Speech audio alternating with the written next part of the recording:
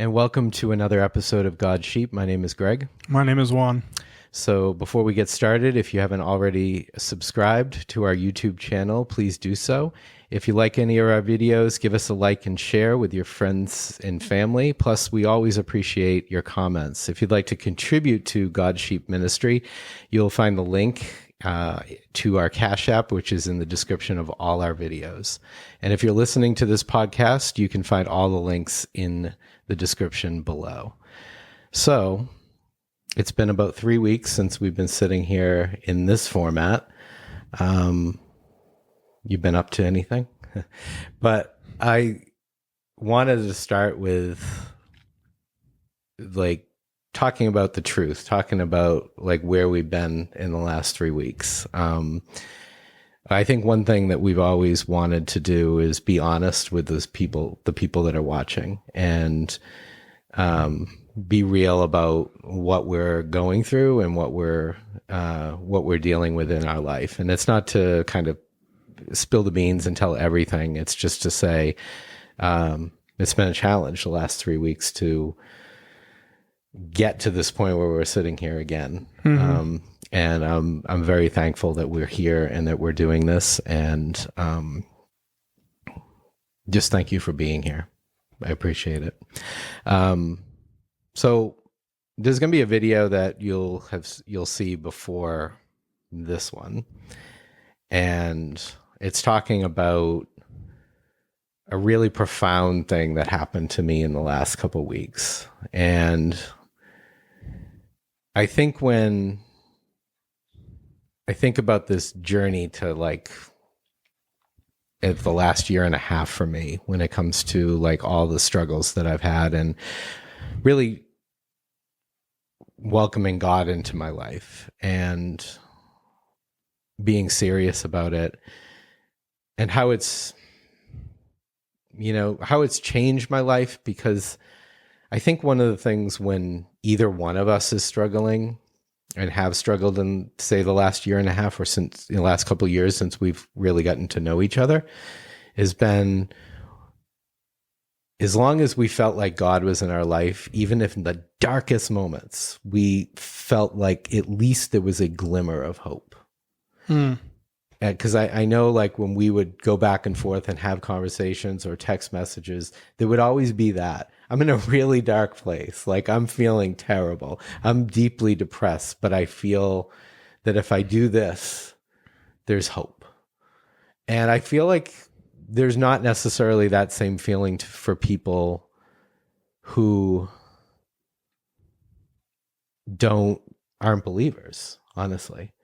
I wonder, because I can go back through my life and realize that there were times where, I was on just kind of going through the motions of life, just kind of doing what I had to do, just so rushed and so, trying to be perfect and trying to make sure that the outside world saw this image of Greg, this image of this man that had it all put together. And I didn't have God in my life then. So it was a farce. It was fake. It's not to say that there weren't good things that happened. I got married. I had kids. We moved to California a couple different times.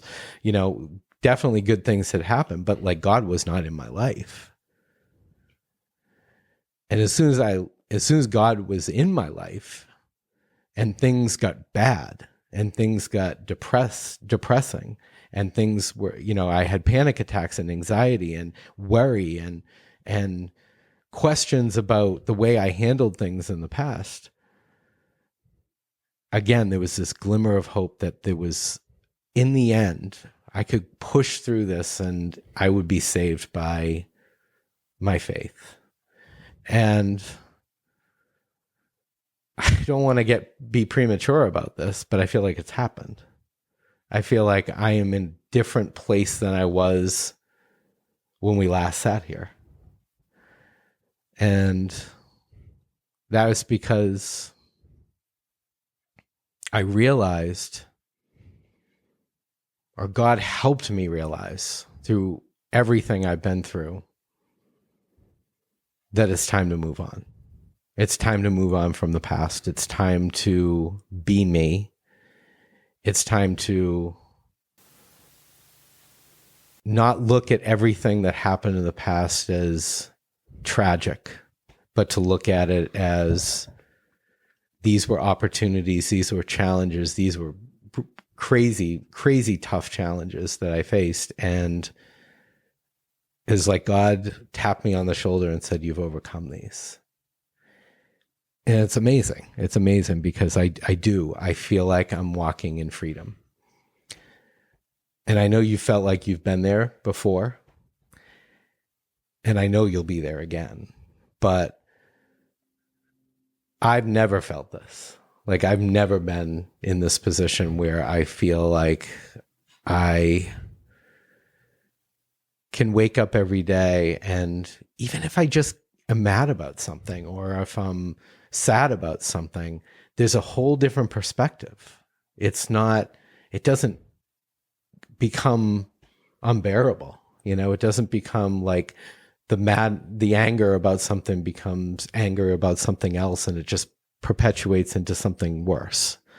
And, if I feel a little bit of anxiety when I wake up at 3:00 in the morning because I can't sleep because I'm worried about this or that or whatever, and I know the enemy is attacking, I can kind of step back and say that this is what's happening. The enemy is attacking, like I'm aware of it, and be able to say, push back against that. Mm-hmm.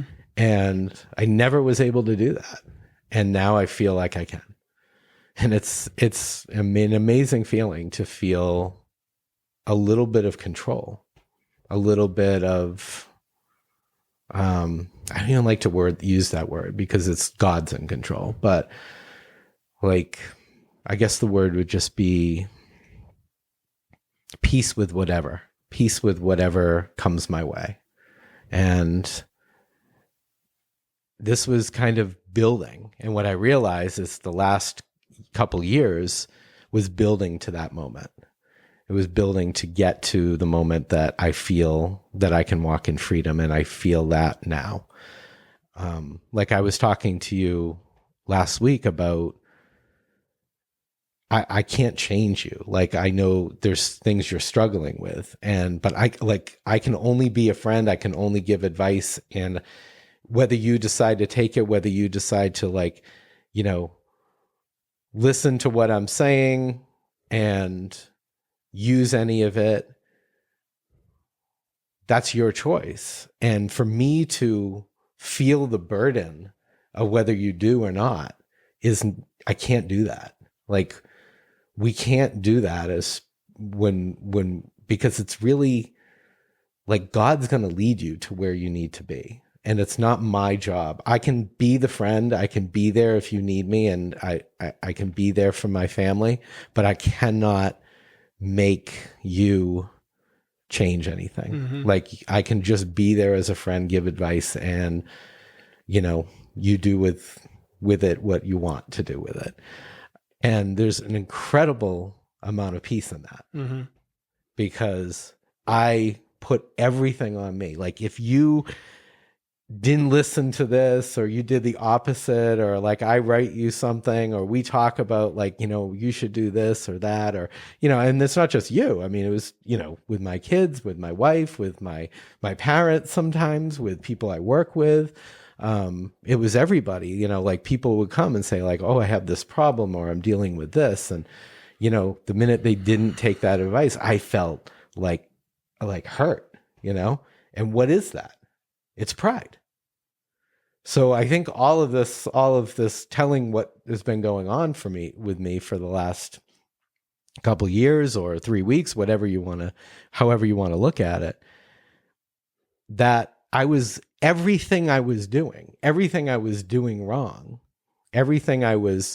all the mistakes I was making that I feel like through my entire life, honestly, was because I was lacking humility, and I was like latching on to the need to be the one. Mm-hmm.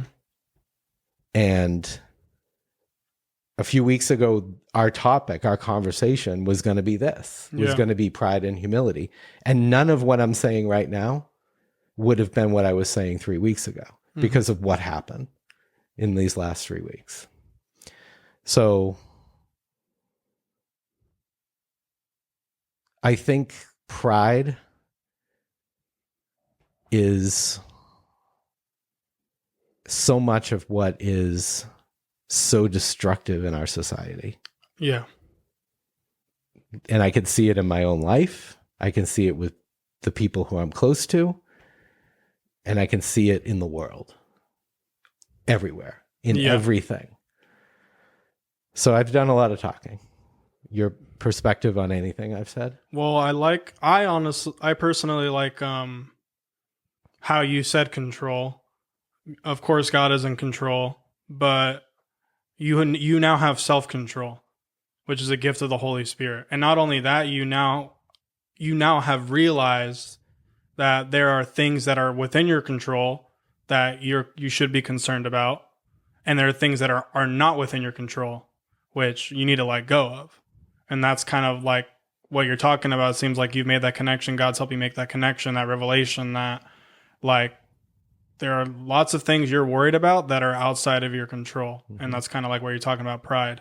Secondly, I agree with you on pride. I think pride is the deadliest sin. I believe that pride for me has been the thing that's ultimately been my destruction over the years so many times. Just like how many times I've backslid and how many times I've gotten into holes, has been because I didn't ask for wise counsel. And if I did ask for wise counsel, I didn't listen to wise counsel.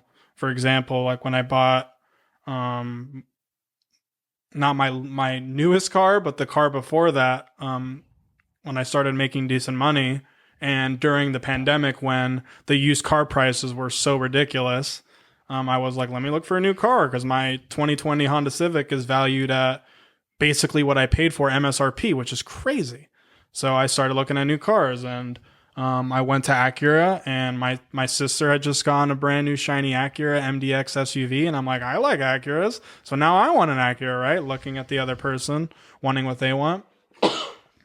So I started researching and looking online and doing it very discreetly because I knew that some people might have an opinion about it, like including my parents definitely, but just other people, maybe friends or whatever. But I knew I wanted it, and I didn't want anybody to tell me that I shouldn't do it. So I went and I got it, and I ended up getting it and increasing my payment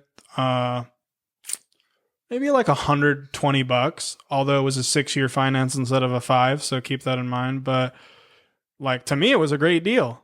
And I remember getting a stick shift, and I'd never driven a stick shift before, but I also didn't really want to include my parents until I'd finalized the deal. Like right as I was like about to finalize the deals when I called my parents. And of course they didn't really have any time to react, but like, I remember my mom saying, well, you're making good money now. And it seems like a good deal because you're getting so much on your car, like do it. But I mean, if I know that if I had like brought that up prematurely, or not prematurely, that's not the right word, but if I had brought that up earlier, then it might be more of a discussion that might challenge me more, and I might actually have to like wait. I might actually have to be patient, but I wasn't willing to do that. So then after getting that car and realizing I didn't want to drive stick shifts all the time, I then looked for another car, and I was consumed with that for a long time, and ended up finding my new car, 2023 Audi A4, and now my payment was from around low 500s to now mid 800s. And it's 6-year finance. And then after that, I decided to leave the job that was supplying that and paying for that car and be unemployed for 7 months. So it sounds funny, like the way I'm saying it right now, and it probably is. And I know my mom and I have talked about it and said we're going to laugh about this someday. But in all honesty, it's been a hell. It's been living hell, and it's really. I believe it's been God's effort to shatter my pride and destroy my pride and to teach me humility. So it's been very challenging, and obviously we haven't recorded for a few weeks. And like Greg was talking about his like amazing journey and how things are like he's like starting to experience this freedom we've talked about that comes with Christ. And things have been different for me too, but the complete opposite direction with good moments and like good upward trajectory. I'm not gonna lie and say that there hasn't been, but I've definitely gone a different route, um and I'm not proud of it. It's not the best route, but I've there's been a point in the last month or so where I've just had enough is enough, and the stress and the pressure of like my financial situation and just the burden of all my choices and my mistakes was becoming too much. And I'm like, I need help.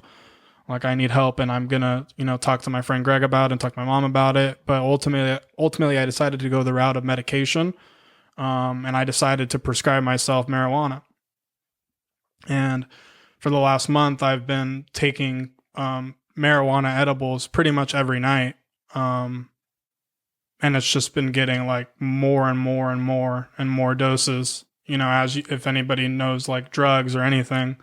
Well, if you know drugs or like even caffeine, you get a tolerance over time, which means you need more and more to like, get that same feeling you got. So it has been helpful.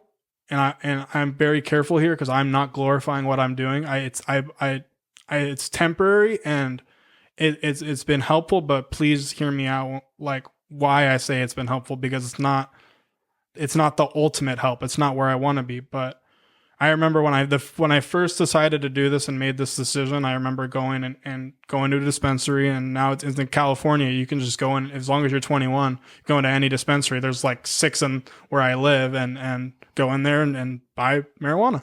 It's very easy. It's like going into Target. The first time I had experienced it again after years without touching any drugs. Kind of like what Greg's talking about, I had a moment where I slipped up into sin and chose to watch pornography again. But I had this moment where I was like that. Like, I don't know. I guess I just felt more of the severity of how like just awful and terrible that was. And I had this moment where I believe that like I'm not controlled by this anymore. Like I've been set free and I'm never going to watch porn again. I've defeated lust. Yay me. But, that feeling, lasted probably a week, and then I eventually caved in again and went back to lust. So, so ever since then, I've kind of been battling that, going back and forth with the marijuana.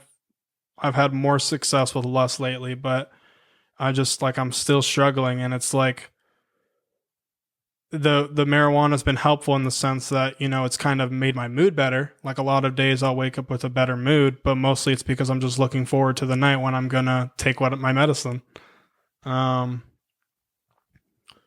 So it's just been a hard time, and I've just been looking for some relief. I remember that's the thought process when I first went into the dispensary to get it, was like, I'm looking for some relief, and it's brought me relief. But I really like kind of been battling this with this internally, obviously, as somebody who says he loves God and somebody who's trying to build something around God's sheep. Is this the right thing to do? Like, should I feel guilty about this? Like just how do I approach this, or how do I see myself, or can I even approach God while I'm participating in this? And done research. I've gone back and forth. A lot of people with different opinions about marijuana, and you can really, to me, you can make a comparison with alcohol and just like how it alters your brain too. And with moderation, sure, you can enjoy it. It's a little bit harder with marijuana and THC. But that's how I personally justified it. I don't think it's right, and it's not where I want to be. And I'm working towards kind of letting go. And I think kind of what Greg's talked about, making peace with your past and going forward. I believe that is what God's doing with me too, albeit in a completely different way. Not the way that I would want, and not the way I think anybody around me would want, but I do see differences in the way that I'm thinking. I do see like I'm starting to beat myself up less. I'm starting to have more grace and patience with myself. I'm starting to think more differently and clearly. And it's not where I want to be. I definitely woke up today and did not want to come record God's sheep, but I knew that I had said I would, and I knew that like I wanted to see my friend, and it's always good to talk to Greg regardless if we're recording or not. So I'm here and I'm trying, and I don't think, like I said, I don't think it's right what I'm doing. I don't think it's where I want to be, but also don't think like it's any different than somebody going to a therapist or psychiatrist and saying, here's a drug, take this, this will help temporarily, but it's not a permanent solution. Yeah. Well, we've talked so much over the time that we've known each other about our past and getting to the root of things. And ultimately, I agree. I mean, I think there's certain things I was having this conversation with somebody who was critical of me, thinking that I believed that there was no place for drugs or any kind of prescribed medication for people with mental health issues. And that's never been my attitude. But my attitude... It's been mine. No. It really hasn't been. I've always believed that if prescribed, if the ultimate goal is to get better, is to find the root of why you're suffering with whatever it is that you're suffering, that's the key. Like something to kind of ease the suffering in the meantime, I think is something that is okay. Like I do. I believe that is okay. And maybe I've evolved on that. Maybe I have. Maybe as I'm saying this, I'm realizing that we probably had conversations at some point where I was like, yeah, never. Yeah, I would say that. but I have. And like part of all of this and part of like everything in the last couple of years has been about evolving, is been about like looking at other people and seeing what their circumstances are and how they're suffering, and seeing, you know, what works for them. Like, how are they getting better? And like, I mean, yeah, I haven't had to, you know, be on any medication, but, you know, there was probably a time where people thought I should have been, for the amount of anxiety that I had and depression I had at different times, for sure. Oh yeah, for both of us. I think if either one of us had seriously walked into a therapist or a psychiatrist in our darkest times, we very easily could be on antidepressants or anti-anxiety medication for maybe the rest of our lives. Oh yeah, for sure. And maybe that's partially why I never wanted to do that, partially why I was resistant. I did try a couple like online therapists and that kind of thing, none of which worked, never made a connection with anybody. But maybe it was partially me going into it with an attitude like, I don't want to be doing this, but maybe I wanted to try something because I was suffering so much at different points that I thought maybe by chance this might work with somebody, but I don't think I went into it with the right attitude. Yeah, therapy is hard. It's like you really got to like take the time to invest in finding somebody. Mm-hmm. So it's interesting you said pride. So believing that the way God is working in you, you don't like, is pride. Mm-hmm, for sure. And you just said that. You said that you're not happy with the road that you're on, like that, you know, like how the last several months have gone for you. But is that your choice? Like, is it your place to argue that? Is it your place to argue that you don't like the way God is presenting things and making your path to ultimately that freedom that we were talking about? No, it's not.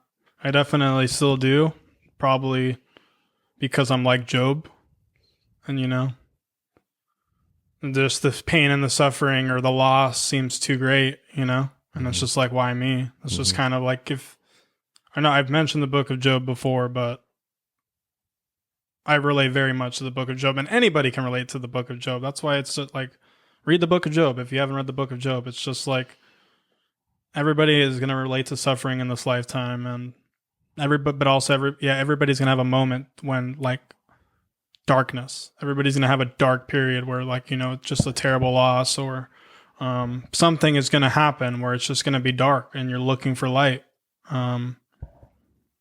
Yeah. And we're also, I think, lacking patience sometimes. Oh my goodness. Totally. Like believing that this, something should have already happened. So I should already be feeling better. Or you start to feel better. You start to feel like you're seeing the light. You start to feel that freedom. And then reality sets in and you're not really there. Because I think we've each had that over the last, well, you've had it for years and years and years, right? Where you've felt moments of peace and freedom. And I think the more times you felt like you slip back, you became more and more impatient. Yeah, and less hopeful too. Yeah. So when we were planning on doing pride and humility as a topic a few weeks ago, I pulled up I saw Joyce Meyer. She referenced it on one of her events that she was doing. Like, it was like this women's faith event. And she referenced it. It's called The 50 Fruits of Pride by Brent Detwiller, if I'm saying that right. And he is he's a pastor in Charlotte, North Carolina. And he's an older gentleman. So he came up with this 50 Fruits of Pride, 5 things to know about pride and humility. And he goes through 50 different examples of pride. And there are things that we all do or have done. And the interesting part of this is that when I started reading through it, I realized that I, at some point in my life, did all 50, literally all 50. There, at some point I could think to myself, like, there was a time in my life that I did this or that did that.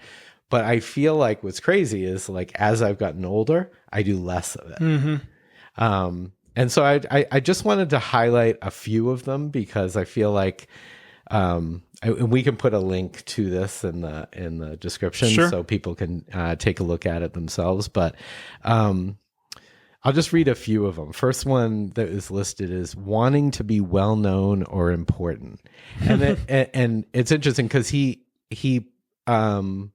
puts verses that are kind of related to that in next to each of these.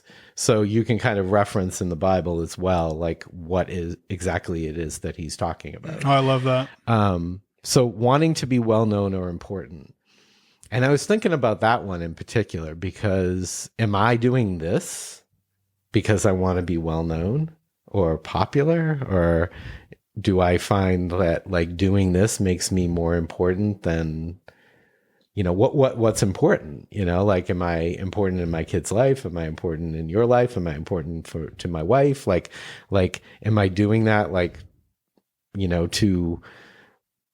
for like fame of some sort? And I think when I was younger, I always thought, like, I just want to be important. Like, I want to be like, as a boss, I want to be the best. And I want to be, I want to be known in the company that I work for as like, indispensable. Like, this company won't go along, it won't survive without me. Mm-hmm. Right. Everybody that was complete attitude that I had. Yeah. And that probably wasn't even that long ago. And yeah, you're probably laughing because you probably know that like you worked with me. And, there was probably some of that for sure, where I felt like I was the best, right? And it's the same with me. Yeah. Yeah. I know a lot of people like what you're talking about, like saying like, I'm the best and work won't survive without me. Yeah. And I can think of a bunch of people that are like that. Yeah. So again, that's one that I feel like, I have grown on, like I don't do my job for people to tell me how important I am. I definitely don't, but I could see that a good portion of our society does that for sure. I mean, with the first point, I would argue that, when it comes to God's sheep, there might be some of that in me. Maybe it's not here now. Maybe it could come down. It could come in the future. Who knows? Like, if you get enough like of an audience or a number, like 100,000 subscribers or enough views or something, it can be easy, or it can be a slippery slope to start puffing yourself up and start feeling like, wow, I've got 100,000 subscribers, or we almost have 10,000 subscribers, and how good that feels. All of that's pride. Yeah. Like it's such a slippery slope. Yeah. It's something you have to continually pray about, like every day. Every day. I'm telling you, pride is the deadliest sin. Pride is the sin that covers your eyes and puts on rose-colored glasses and makes you think you're all that when you're not. And the biggest struggle for me as somebody who wants to follow Jesus to the best of my abilities has been my pride, and how slow of a process it is to break it down. You think it's just like some one little moment where it's like, oh, now I'm just humble. No, it's like, I don't know if we're just born this way, or if I don't know if it's just all these experiences in life where all these people, in my instance, told me, you're so great and you're so smart and you're going to be president someday, that we have to break all that down and actually get a humble view of who we are. That, like I'm telling you, pride has been my biggest struggle personally. Yeah. Another one I liked on here, which is kind of interesting because it's kind of what we do sometimes here, which is liking to talk about ourselves. And I told you last week, I watched back, like when we weren't doing this for a little bit. I watched back a lot of our videos because there was something that made me go ahead and do that, because that also gave me this like clarity of purpose with this, is to like look back and watch and say, like, am I doing the right thing with this? Am I like coming here and having these conversations with you, or is the motives correct? And I've always believed that they were, but I needed to kind of see it again for myself. So we talk a lot about ourselves. We talk a lot about our experiences. And I wonder if we're doing it out of pride. That's a tough one. For that one, I would lean more away from that one. Me personally, like, I don't even really like to talk, but I like now that I'm thinking about it, since you brought it up, like I can't for sure say that I don't. Like, if it was me and I had everything together and I'd never sinned again, then I probably would be struggling with number two. Like, if I had started God's sheep and already had defeated lust personally, and I was just telling all of you to like just stop, giving in the lust, then maybe I would love talking about myself and how great I am and how I've defeated lust once and for all. Like, that's like kind of like my greatest heart's desire, I guess. I don't know. And it's like, that might seem silly to you. But it's been like such a tough battle for me, because I know one of the greatest desires of my heart is a family and a wife and kids. And like, when I just give in to the easy gratification of that, it breaks me down. It breaks my heart, and it makes me not want to do this, because it's like, I don't want to be coming up here and talking about victory and freedom, and I'm the one that's in bondage. So like that kind of thinking that I've had seemed rational to me, but now that we're talking about it during this episode, it's just more pride. Yeah. Number 10 on this list is funny because it's something that I've suffered with for a long time, and it's being anxious is prideful. That's confusing to me, because like you said, you've had this amazing, like, you've been walking in freedom and it's been great, and you've had this peace with your past. But I remember you telling me directly, I don't remember if you said it in this episode, but you were telling me that you've had just moments of worry or being overwhelmed, kind of like you had before, but you respond to them different. Um, is worry like a worry is obviously can be a choice on our own, but it's also like an attack from the enemy, right? Mm-hmm. Yeah. So that part's like, well, it's not trusting God. Yeah. Right. It's like like if the enemy attacks us with like anxiety, and we can like, we observe that, or we like feed into it and like, yeah, we need to be worried, or maybe even like a panic attack and how it starts, like how it can seem like you have no control, right? Right. But you do have some control. It's like, it's the window of control to where you just lose it. It's just very small. So that's why awareness is key. Right. Right. Another one, number 15 on this list, is perfectionist.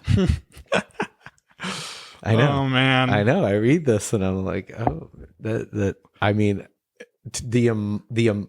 I mean, just looking at that, the amount of time that I spent making sure of that. And I still struggle with that some, I do. I do definitely still struggle with, having everything be perfect, and, no, like, disrespect to my mother and to my grandmother, but they lived that life, and my mother still does. And just like, her house and how it looks and how perfect it needs to be. And, and like, that feeling, I mean, I'm not blaming them, but like, it's definitely was something that was, that I saw from two women in my family that I had a lot of respect for, as two people that like really wanted to have that image of having everything perfect. But yeah, I've definitely struggled with that. Still struggle some, but definitely have worked on that a lot in the last couple of years, for sure. Yeah, I would say perfectionism or perfectionist has been a word that I've very much aligned with or defined myself as for many, many, many years. I definitely say I've made tremendous progress on the end of controlling things or needing things to be perfect, but definitely might still struggle with the opposite end of perfectionism, which is unwilling to start anything new because it needs to be perfect, or you need to be great at it to start, like cooking, for example. And my diet is atrocious because I never have taken the time to learn how to cook. I wish I could have taken a cooking class in high school or just in school in general. I wish they prioritized that more, to be fair, but I definitely could have. Like, I think there was like a food recs class or something where maybe I could have learned a few things, but it's no excuse. I could learn any day, but I haven't. And it sure seems convenient to just go through a drive-through and just get whatever I want and not have to ever be bad at something. So I would see that as perfectionism too. Yeah. Number 23 on the list is captive to self-pity. So I find myself wallowing in self-pity. I am consumed with how I am treated by God and others. I tend to feel mistreated and hate being misunderstood. I seldom recognize or sympathize with what's going on with others around me because I feel that I have it worse than they do.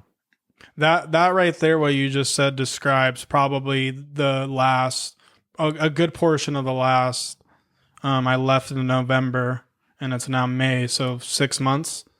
Probably that. There's been great highs and there's also been like supreme lows, but especially the first half of what you said, me to a T, which I'm not proud to say. That's kind of sad, but like when you're suffering or when you're in pain or when you're in an uncomfortable situation, it's easy to feel like it's personal. And it's like everybody's just against you. And that's also one of the things I've noticed lately too, which is kind of weird. And I think you might have mentioned it too, or maybe it's tied into what you're experiencing, but I'm taking things less personally. I don't know like what is changing. I'm not perfect at it yet, but I do notice like I'm just like taking things less personally, like somebody making like a poor driving mistake or just little like hiccups at work. Like, I mean, I don't know. Now I just started working at Domino's again, which I probably mentioned it before, but I used to work there 4 years ago. there is nothing like that I used to have at Aldi, where it's like everything needs to be perfect. It's just like go in there and I'm just like the most like, I'm a hard worker. I'm good at what I do. It's pretty like it's business as usual, but it's very very peaceful for me. Like there was a moment last night where I was closing with the manager and he was like, we got an order 6 minutes before we close. And that's, if you work in food service, you know, that's like the worst thing that can happen if you're trying to get out at a decent time is get an order late at night. And we had like no orders from 11 to midnight. He was so upset by it, but I was just like, whatever, you know? And there had been a point in the past where that same exact situation, working at Domino's, being a driver, 5 minutes before we close, we get an order, it would have threw me over the edge. Yeah. But when you just stop taking things so personally and you're like, you like consider things from their perspective, if you've ever been hungry late at night and there wasn't many options, you kind of understand, like they weren't trying to like get us out later. They just were hungry and we were open. Yeah. So, yeah. I'm all over the place on that one. I feel like there's times where I think I'm better at it now, but I feel like over the last year and a half, 2 years, I've been just crazy all over the place with self-pity. Sometimes just feeling very like angry at like the things that happened to me in my past, like the hurtful things, and just like, this isn't right that this happened to me. This isn't right that God allowed this to happen to me. I mean, I've thought that. Same. Even at times when, like, even on a day that I would like wake up and the first thing I would do is open the Bible or look at the Bible app, and I would be feeling good. But then this just overwhelming feeling of some of the things that have happened to me in my past would just be like, it would just overshadow everything else, all the good feelings that I was having that particular day. Lots of, when I feel like with me, the anxiety was very much tied to self-pity. So like when I would feel really anxious, it would be often about the things that happened to me and I don't know how to deal with these, and this shouldn't be happening to me, and there should be a better and an easier answer, and I shouldn't have to keep suffering like this, and I shouldn't have to have a panic attack, and I shouldn't have to wake up at 3 o'clock in the morning anxious about this, and I should be able to look at you and my wife and people around me, and you should be able to like give me the answer to this, and should be able to figure this out for me. Like, seriously. Oh my gosh, I love what you're saying. Yeah. I mean, there was definitely a connection between that anxiety and self-pity. I gotta respond to that because, yeah, like, oh my gosh, so much of what you're saying and so much of what you've been thinking is like exactly where I've been thinking. Like I remember coming here, you know, in the last, 6 months, and like being dark and down and depressed, and, living in a bubble of my past or living in a anxious bubble of the future. Wanting to come here and for you to tell me something that was going to be the solution for me, and like being frustrated, like, why isn't he telling me something that will help me? Or because I've done that for you. Like there have been moments where like I've seemed to tell you something that was like, wow, that really helped. Thanks. And it seemed like when I would come to you and you would be giving me your advice, it wasn't like this epiphany or major like, oh my gosh, thank you. That really like changed my mind and how I see things. And it wasn't because you weren't telling me something that was valuable. It's because I didn't care to get an answer. I didn't actually want an answer. I didn't actually want to apply anything. Yeah, I just had to respond to that. I can definitely relate to that. Like, wow. Yeah. Like, why isn't something giving me an answer? Why isn't God giving me an answer? Or I remember even when you first told me about, the freedom you've been experiencing, like seriously, how dark it's been. I was like, why am I not experiencing freedom? Yeah. I mean, and there's something to, it's funny that you say that, because there's something, and maybe this is pride. There's a little hesitation sometimes when things in your life are going right to share that with people who are suffering. I've had, I don't even like want to call it an epiphany. I want to say it feels like a conclusion to everything I've gone through. It feels like an answer, finally getting an answer. as to how to proceed. And I was challenged by telling you that and telling you that what I felt, because I know you're not there. Mm-hmm. And like, it pains me. It pains me to like offer that and say, this is what's happening to me. But then I also realized at the other point that, you know, and maybe this isn't always going to be your feeling. And, you know, there's going to be times where like, you know, like you're not going to be thinking about that, but like, it's also telling somebody something that's good that's happening to, I mean, it should be that if I, as your friend, tell you this amazing thing has happened to me, it should be something that makes you feel good. Mm-hmm. You know what I mean? Yeah. Like that would be the normal reaction, you would think, but you know that there's people, and you know, you've been in this situation when you see other people that are going through having great moments, or things are going right in their life and they're not with you. You're mad. Mm-hmm. Yeah, you're like, why? Like, why them? jealous? Yeah, why them? Exactly. And jealousy is like ultimately pride, right? Mm-hmm. I think. I would say so too. I mean, there are contexts where I think jealousy is appropriate, like for married couples, for example, and just like the protectiveness of the bond of marriage, and, you know, boundaries. I think a husband or a wife should get jealous if there's anything that looks suspicious. Mm-hmm. I don't think it should be like an attack on the husband or wife if they're being like respectful and not engaging in it. But I think there should be a conversation about it, and, you know, that like a husband and wife should maintain those boundaries. And I also, the reason I say that is because God is a jealous God, and I don't think God is proud.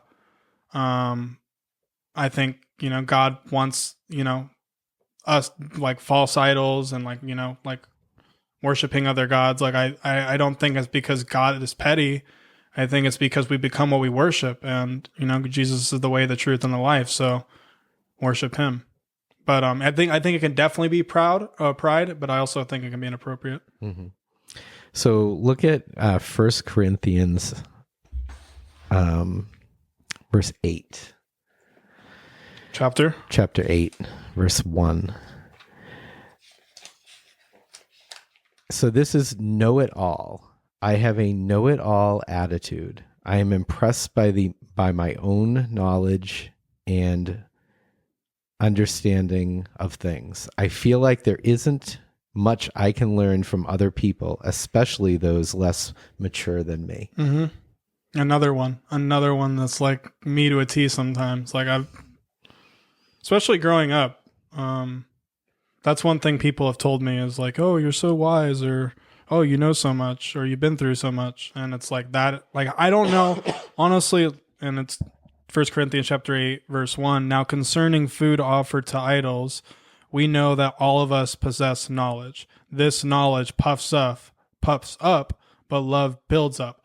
I don't even know, honestly, how to let knowledge just be knowledge and not puff you up. It's so easy for us to get like knowledge or become smarter, or like, you know, self-help in that industry, and like how many books you read a day, and your daily routine, like this famous person's daily routine, and how much you can get done in a day, and how much you can learn, how much you can accumulate. It's like, I don't understand how all of that can't puff you up.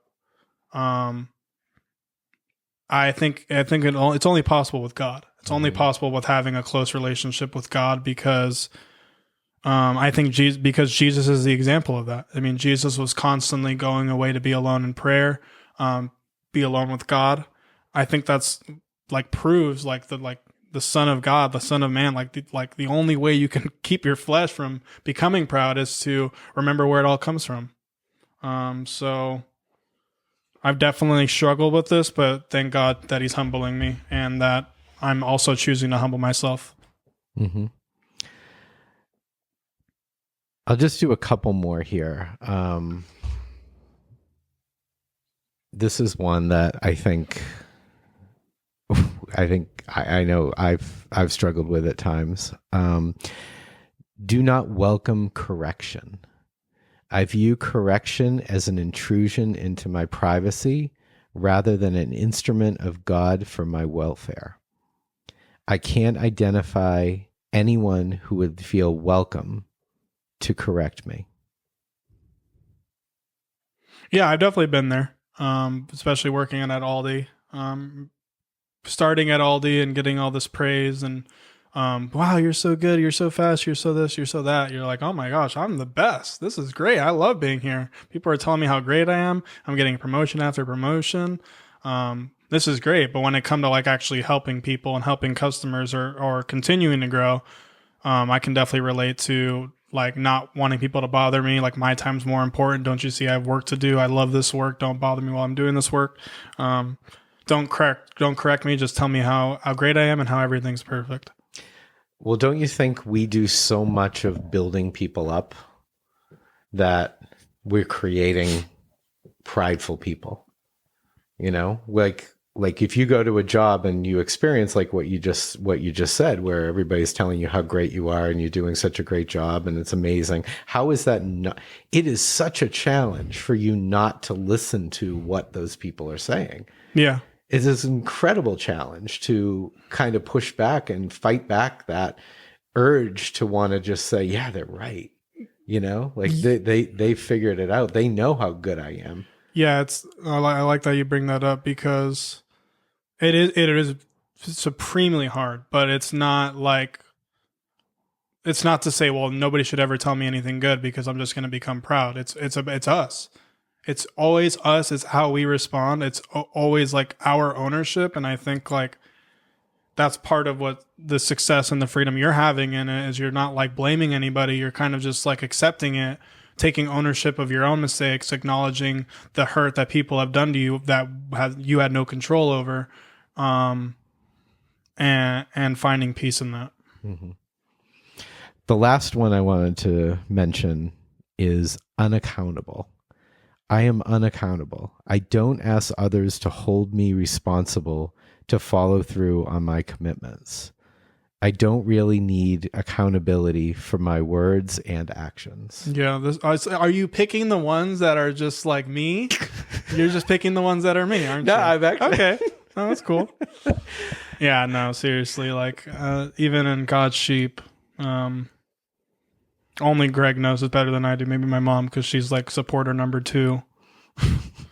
When are you going to do God's sheep? When are you going to do God's sheep? She's right.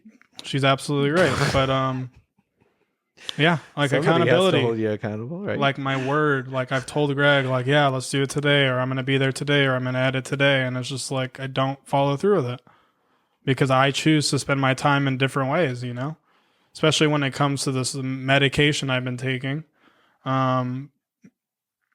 Like it's my responsibility, or like where I need to take ownership is saying like, well, if I'm not going to do the work that I need to do on this substance, and I will also, like, just a quick note, I have boundaries around this, like substance, drug, medication, whatever you want to call it, that I've upheld as, like, for example, not driving on it. But obviously, while I'm continuing to use this, and my goal is to make this not a part of my life at all, is to, if I'm going to do that at the end of the night, well, then I have to get my work done first. And like, that's why I have my friend to keep me accountable. So if you see an episode this week, then you will see that I have become accountable. Momentarily, right? Momentarily. No, Praise God. I have hope. I have hope. I do too.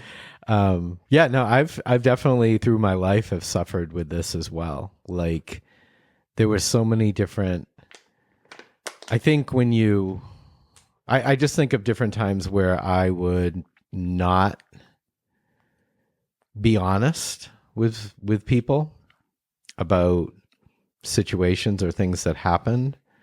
So I didn't even give them the ability to hold me accountable. Like they didn't know the real me. Yeah. You know? I love that you said that. So that when I read that, and I know everybody reads these things differently, and it connects or doesn't connect to them for different reasons and from their different experiences in life. But yeah, that would definitely be mine, is just leaving information out, not letting people know certain things, because if they know it, they may hold me accountable for it. They may hold me responsible for acting a certain way or being a certain way. And it's just easier if they don't know. If you're people that, I feel like maybe people that tend to be very private people are people that, maybe they just don't want to be held accountable by other people, or people that, kind of, honestly, I mean, I don't want to bring up something that you don't want to bring up, but I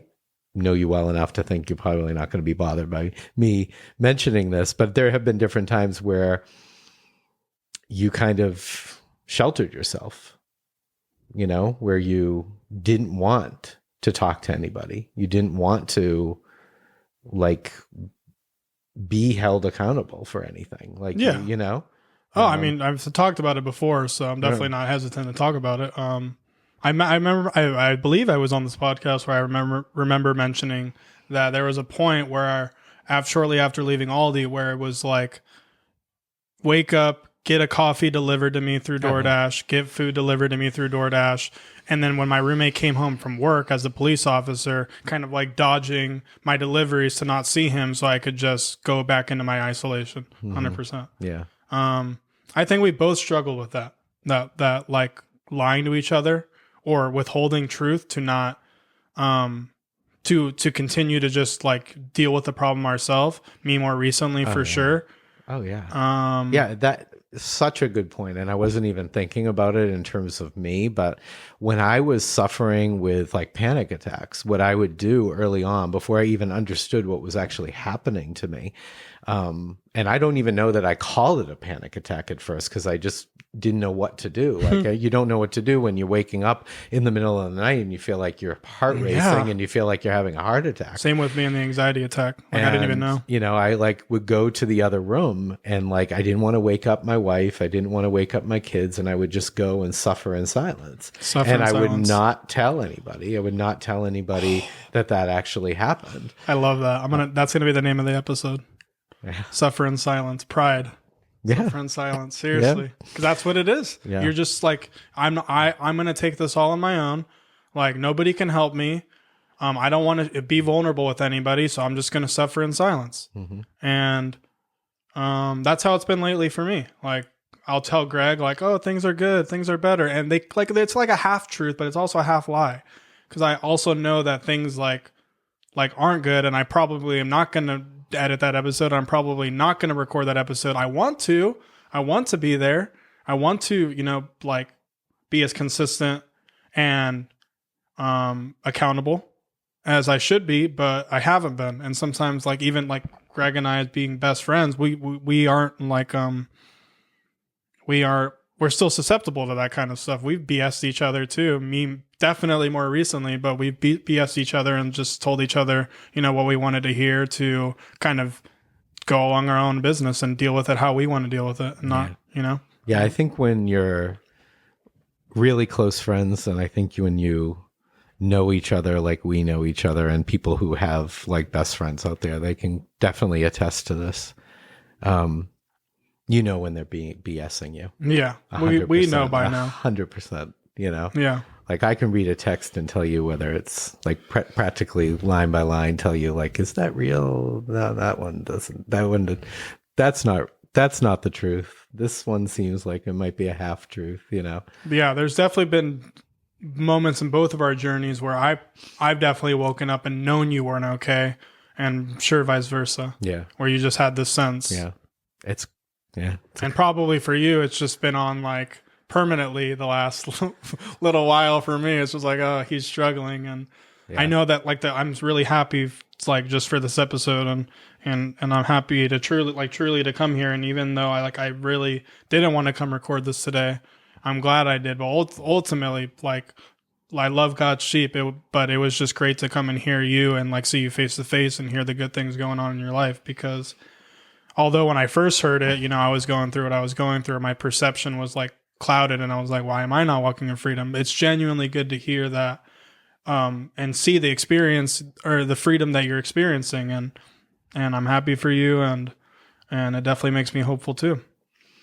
So I want to end this episode, and I'm not sure exactly how this connects to pride, but as I said at some point during this podcast, that it connects to everything. So I'm sure I'll find a connection here. But you said something to me a week ago, and you said, I don't feel right now close to God. Mm-hmm. And so that killed me a little bit, because I feel the opposite. I feel so close to God right now. I think I did my mom a little bit too when I told her. And so like hearing that, that was a rough thing to hear. And I guess because of how I've been feeling and because of the freedom that I feel like I'm in, I feel like, despite the fact that I heard that and didn't like hearing that and it was upsetting to me, I kind of I've been thinking about that from a different perspective. And it hurts me to hear that from you, because I know you, and I know like how close you've been to God in your life at different times in your life, and how important God is to you.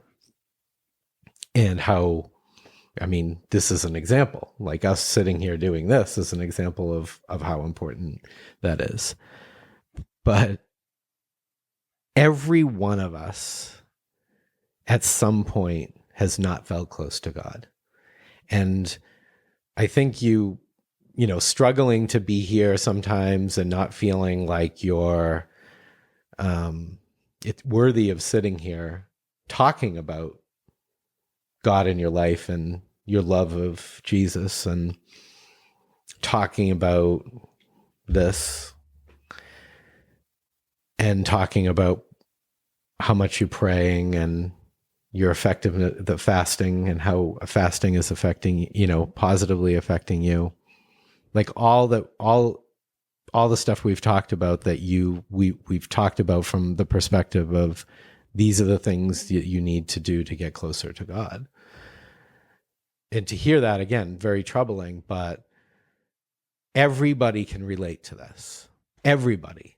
And there's no shame in sitting here and even feeling this in the moment, because you're connecting with people who feel the exact same way.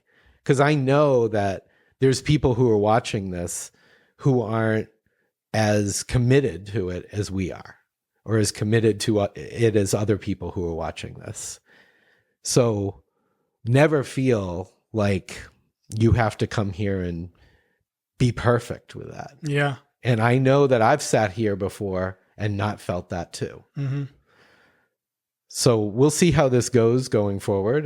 But do you want to speak to that? Because I think it's important for people to know that that's okay. Like It's okay to, at times in your life, because of things you're struggling with, to have that feeling. It does not make you unworthy of doing this, or unworthy of opening up the Bible or praying or fasting. It doesn't make you unworthy of doing these things, even in the midst of doing those things, if you're suffering. Yeah.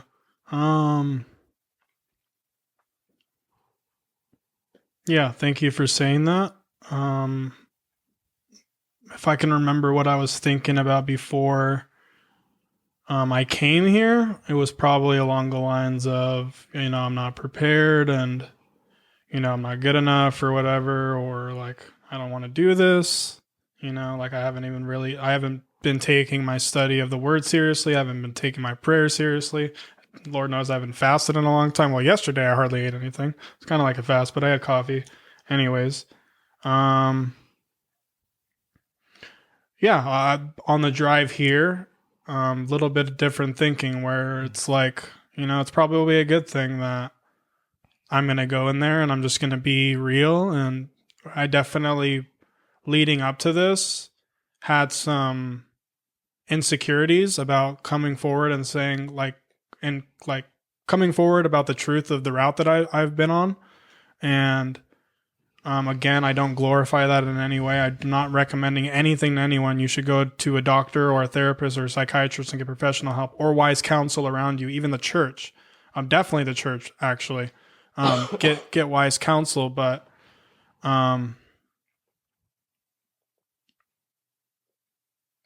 Yeah, today's honestly been one of the best episodes because I didn't have to have all the answers. I didn't have to have all the solutions, and it didn't matter that I didn't, read the Bible 4 hours in the morning.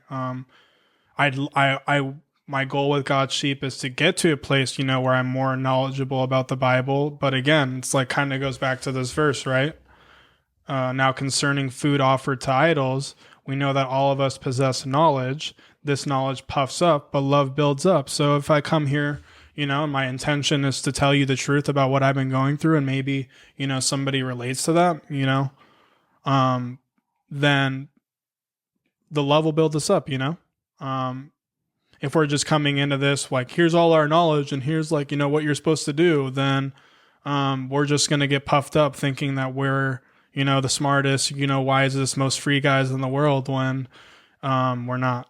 So I love God. I love my friend Greg, and I love the support we've been getting, and I think that's why we made God's sheep. We created God's sheep because sheep wander, and in this darkness and this trying time that I've been in, it's been hard not to wander. But thankfully, I have a friend like Greg, and thankfully, God's not done with me. I don't know why, but He sees something I don't. And I have amazing parents and amazing sisters and amazing niece and nephew. Thankfully, through all this darkness, I've said this so many times that there's always been a mustard seed of faith. No matter how dark things have gotten, no matter how hopeless I felt, there's something that tethers me. There's something that continues to give me hope that ultimately have kept me from ending it. Because the suffering can be that great sometimes where it's just like, man, I just wonder if it'd be better if I wasn't here. So I'm glad I'm here today. Okay. Well, again, I think our truth is what makes us special, to sit here every day and or every time we do this, is to just sit here and be truthful about what we've been through. And I think that was on display today for sure. I think so too. We're not, the more and more we do this, each episode we record, the more and more we're humbled. Mm-hmm. And the more and more we come back each week, and God's like, hey, guess what? You guys don't have to be the solution to everybody because I'm the solution. Absolutely. And that's not like something to be sad about. It's something to rejoice in. Absolutely. Because then the pressure of mm-hmm. us needing to be the solution and needing to be like to solve everyone's problems vanishes, and then we can be free from those burdens. Right. Okay, if you haven't already subscribed to our YouTube channel, please do so. If you like our videos, give us a like or share. We also love to hear your comments. Yes. And if you're listening to this podcast, you can find all the links to our social media in the description below. Thank you for being here for this episode. And anything else you want to add? Let's pray. Okay. Father God, we thank you for this time with each other. We thank you for this time with anybody that's tuned in to listen. We're very grateful and appreciative and humbled that anybody would take the time out of their day to listen to us speak. Thank you, Holy Spirit, for what you do. Thank you, God, for your grace and for your mercy. And we just pray that people would be encouraged to be open and be truthful and honest and vulnerable. And they can certainly do that in our comment section. They can certainly do that with you. And I pray that they find other like-minded people and believers that they can do that with as well. Thank you, Lord. We say these things in Jesus' name. We pray, amen. And if you're wondering, God is searching.